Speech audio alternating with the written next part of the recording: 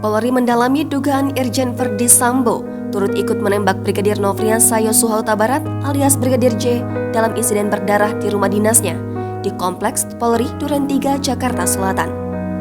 Diketahui dalam kasus ini, Polri sudah menetapkan 4 tersangka, di antaranya mantan Kadif Propam Polri Irjen Verdi Sambo, asisten rumah tangga Irjen Verdi Sambo Kuat Ma'ruf, Barada Richard Eliezer atau Baradae, dan Bribka Riki Rizal alias Bribka RR.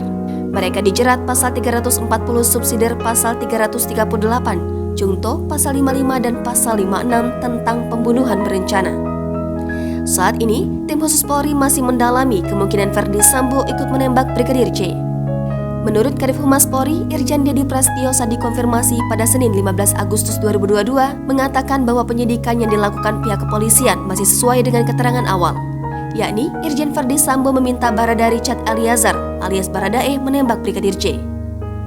Peran 4 tersangka pembunuhan Brigadir J, yakni Irjen Verdi Sambo, memerintahkan penembakan dan membuat skenario seakan telah terjadi baku tembak di rumah dinas.